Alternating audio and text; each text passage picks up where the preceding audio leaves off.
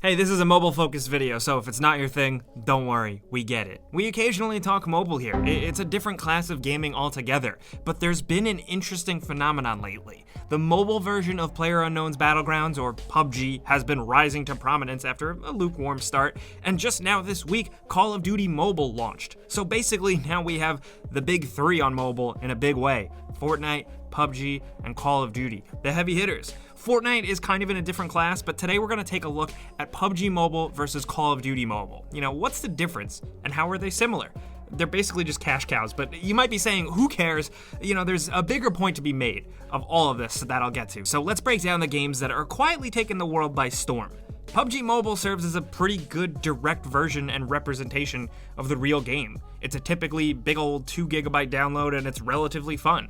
If you're playing with touch controls, you can get used to it fairly easy and moving around pretty competently with minimal practice. All the fun inventory management that comes with PUBG is optimized here. You can pull off a lot of it with minimal resistance, a lot of stuff is automatic, and it makes sense. Call of Duty Mobile is in a similar boat, but it also just sort of came out, you know, like with minimal fanfare, at least to mainstream gaming audiences. I think it's Activision realizing that, you know, pitching mobile games to people like us suck, and a lot of people just don't want to hear about it, and rightfully so. But still, people download them. And this download is about 1.5 gigs, and it's straight up a Call of Duty game. It isn't really watered down into a crappy mobile port. It plays quick and deadly like Call of Duty, and while, you know, it might look a bit like Black Ops 4 or something, it's actually a bit more of a feel on the modern warfare side of things. It has the operator ability stuff akin to Black Ops 4, where you wait for a meter to fill up and you can use it like an ult, basically giving you a ridiculous weapon for a period of time.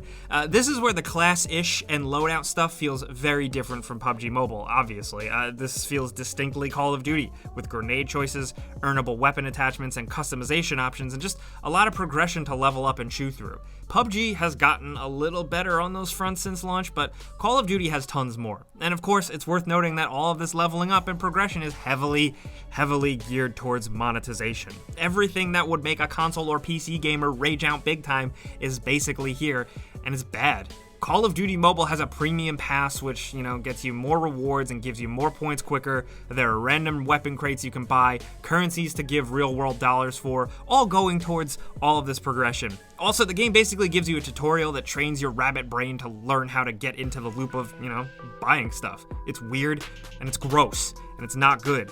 It also prompts you to check out stuff to buy pretty often, like pop-ups, and pretty much whenever you fire up the game. Now, PUBG feels a little different, but it's almost just as monetized. It has a full shop full of crates and items to spend real currency on coins to then open these crates and maybe get what you want. It's also filled with promotional stuff that updates often. Some of it keeps things interesting, but a lot of it feels like a mess. At the very least, it's a fully playable PUBG game that totally works. Like I said, it's tons of fun, and you get that same thrill of a regular PUBG game. There's a reason this Battle Royale formula has stuck with people. And it's also a third-person game, so it's got a very different feel from Call of Duty Mobile, which is fast-paced and twitchy, even on a phone. PUBG is just an overall more methodical game, and that's why, you know, me personally, even with its quirks with the PC version and community, I'll always be a fan. Call of Duty has modes going for it though. This is where it clearly beats out PUBG, but they're different games. There are quite a few different ways to play COD Mobile, and the larger amount of game mode options make quite a difference. Frontline, team deathmatch, bot matches, domination, search and destroy, and more. Multiple maps, ranked matchmaking options round out a pretty impressively big suite. Still, I just don't think it's worth the aggressive monetization though. It's also worth noting that while they both control very well, both PUBG and COD Mobile as of right now don't have official controller support.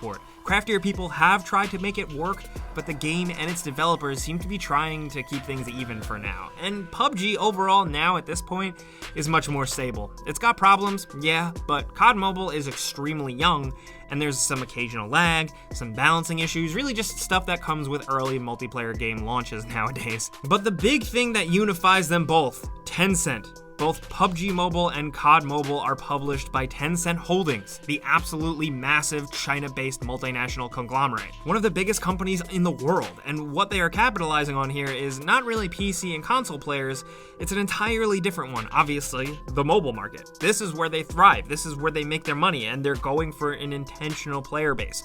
Phones and tablets, frankly, reach into further reaches of planet Earth than a PS4 would, for example. As much as a PS4 or an Xbox has sold, more people People will always have phones, and games have broad appeal, especially when they're easy, right in front of you, on your stupid phone, and they're free. Especially in places where consoles are a bit more rare, or the currency there makes them far too expensive. Some people have greater access to PUBG or Call of Duty experiences with games like this, and this might be all they got, so they're gonna play it, damn it. Especially, maybe it's kids. Kids can't always just run out and buy the next big game, the next big console. This is their option. All they have is an old tablet, and that's the reason why a lot of these games hit the top of the App Store so quickly. This is why mobile gaming is on such a massive rise. These two games are the greatest blatant examples of it. I don't like exactly how it's impacting the gaming industry as a whole and our little corner of it. I don't like this monetization becoming widespread accepted by casual players, but that's a whole other conversation and a whole other video. Really, we're just talking about the two biggest mobile hardcore gaming experiences right now, a quick look, and in doing so, we're just trying to point out why these things are a big deal, why they exist, what's behind them, and what they purely exist to do. So now you know, if you didn't. But which do you prefer? Maybe you hate mobile games. If you had to play one, which one would it be and why? Maybe if you are a mobile gamer, I am not going to dunk on you at all. If you are playing these, what do you like? What do you not like? Let's talk about anything PUBG Mobile or Call of Duty down in the comments. We'd like to hear from you, what you're playing. Clicking the like button though helps us out a ton. If you're new, consider subscribing and hitting that notification bell because we put out videos every single day, and every month we put out a mobile game top 10 focused video. But as always, thanks for watching, and we'll see you guys next time.